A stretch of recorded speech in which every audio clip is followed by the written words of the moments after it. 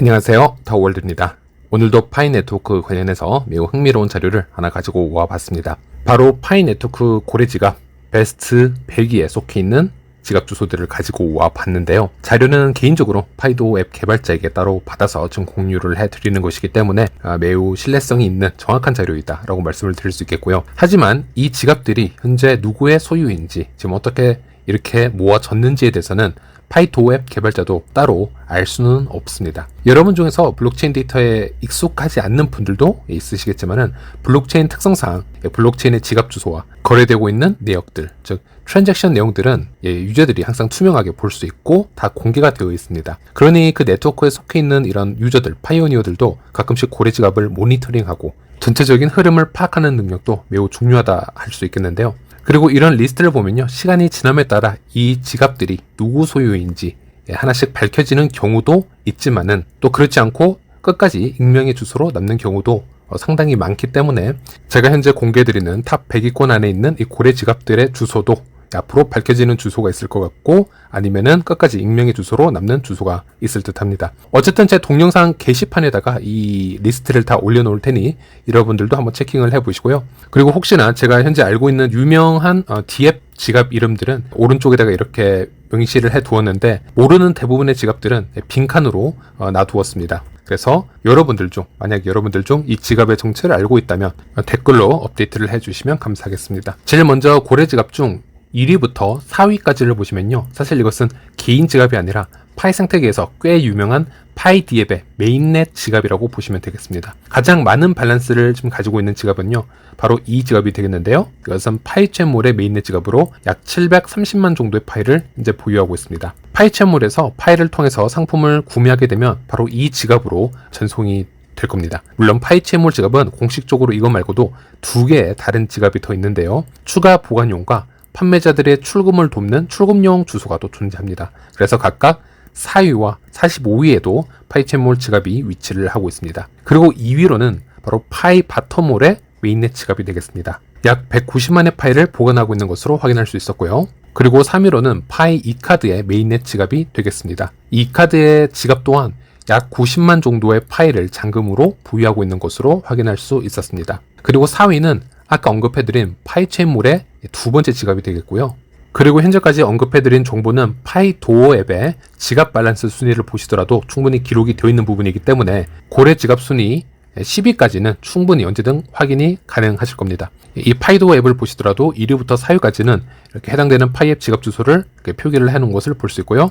그 이후로는 익명의 주소로 다 표기가 되어 있습니다. 그리고 5위부터는 수량이 20만 대 정도로 급격하게 낮아지는 것을 볼 수 있는데요. 이 지갑부터는 제가 어느 정도 검색을 좀 해보았는데 아직까지 정확한 정체를 알 수는 없었습니다. 어쨌든 중요한 것은 지금은 폐쇄형 메인넷 단계이기 때문에 파이 메인넷과 연결되어서 사용될 수 있는 파이 D앱 지갑들이 그렇게 많지는 않다라는 겁니다. 즉, 이 중에서 소수의 지갑은 정상적인 D앱 지갑이라 할지라도 이 대부분은 개인 지갑이지 않을까, 이렇게 한번 추측을 해볼 수 있겠는데요. 자, 예를 들어서 제가 중상위 정도에 위치하고 있는 이 고래 지갑 하나를 선택을 해서 한번 보여드리겠습니다. 거래 내역 자체가 D앱의 메인넷에서 받아들이는 거래 내역과는 사뭇 다른 느낌이 듭니다. 거액의 파이가 규칙적으로 많이 움직이는 것을 볼 수 있었는데요. 반대로 상당히 유명한 D앱들의 지갑 전송 기록을 확인해보면 물론 큰 금액의 이동도 많지만요, 소액의 파이 이동도 상당히 자주 볼 수밖에 없습니다. 그런데 이런 지갑을 보시면요, 딱딱 떨어지도록 몇 천씩, 몇 만씩 이렇게 거대 금액을 한 번에 움직이는 게 좀 다르다고 할 수 있겠습니다. 이런 지갑들을 조금 더 디테일하게 분석을 해보면 아주 열심히 어디에선가 파일을 계속 전송받고 있고 또 어디론가 열심히 파일을 전송하는 것을 또 볼 수 있는데요.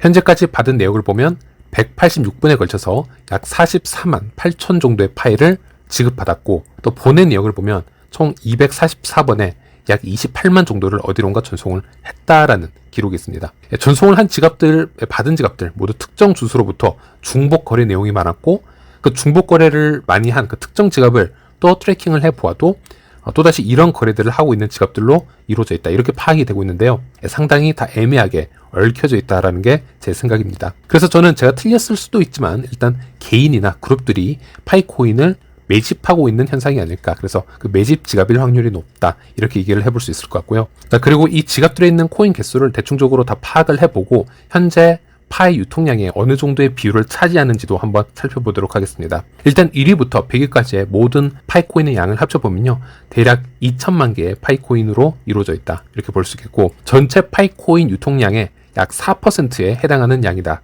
라고 볼 수 있겠습니다. 유통 가능량 중에서도 실제 활성화 체크가 된, 즉 실제로 움직일 수 있는 실유통량에 비교를 해보면 약 8%에 해당하는 비율이다 라고 말할 수 있겠습니다. 참고로 유통 가능량은 제가 단순 계산으로 마이그레이션 익스플로어에 나와 있는 이 수치에서 마이그레이션 총량에서 락검량을 뺀 수치인 약 4억 6천만 개를 베이스로 해서 계산을 한 것이고요.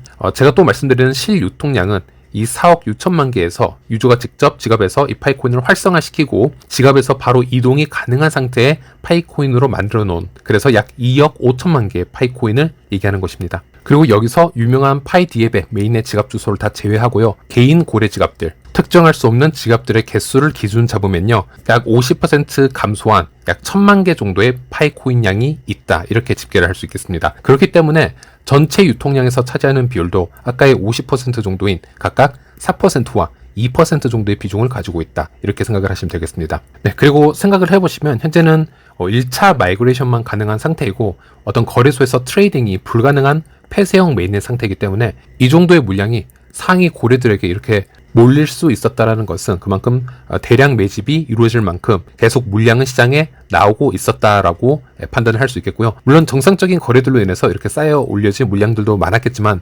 비정상적인 루트로, 즉 뭐 현금 매집과 같은 그런 루트로 함께 쏟아져 나와서 이 고래한테 들어간 게 아닌가, 이런 시나리오를 만들어 볼 수 있겠고, 그리고 아직까지 폐쇄형 메인넷이기 때문에 상위 고래 지갑에 급격하게 쏠리는 정도가 아직은 약할 수가 있습니다. 하지만 오픈 메인넷이 되면 현재 보고 있는 구도와는 조금 더 다르게 더 빠른 변화가 일어날 수도 있다는 겁니다.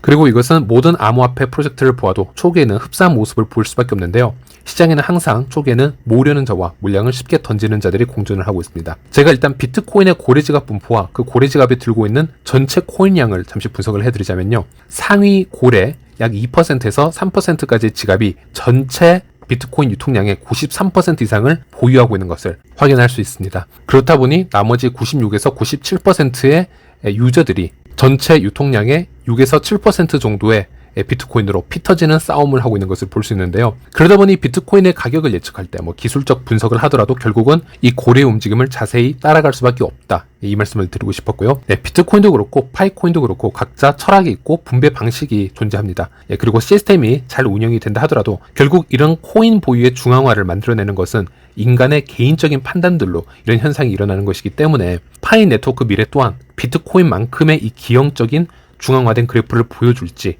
아니면 UBI 철학대로 이것보다는 훨씬 더 잘 분산된 상태로 뻗어나갈지는 잘 모르겠지만 이런 분석은 자주 체크를 해주시는 게 매우 중요하고요. 그리고 제가 여러분들의 앞으로 판단에 뭐라고 조언을 감히 드리거나 정답을 말씀드릴 수는 없습니다. 하지만 적어도 이 정도의 자료를 객관적으로 계속 오픈을 해서 공유는 해드리고 싶은 이유가, 제가 바로 지난 영상에서 말씀을 드렸지만 내가 1차 마이그레이션으로 파이코인을 약 2,000개 정도 받았다, 이건 있으나 마나한 개수가 아닐까, 이렇게 생각하실 수 있는 분들을 위해서 제가 데이터를 만들어 드렸는데 1차 마이그레이션 기준해서 2,000개 이상이면 이미 상위 3% 이내라고 말씀을 드렸습니다. 그래서 항상 전체 데이터를 보고 판단을 하시는 게 매우 중요하다라는 말씀을 드리고 싶고, 어쩌면 여러분들이 2, 3년 이상 고생하셔서 어렵게 채굴 했던 파이코인을 너무 쉽게 생각하고 시장에 던져버릴 수 있는 실수가 발생될 수도 있기에 그런 점까지 고려해서 이런 말씀을 드리는 겁니다. 네, 오늘은 여기까지입니다.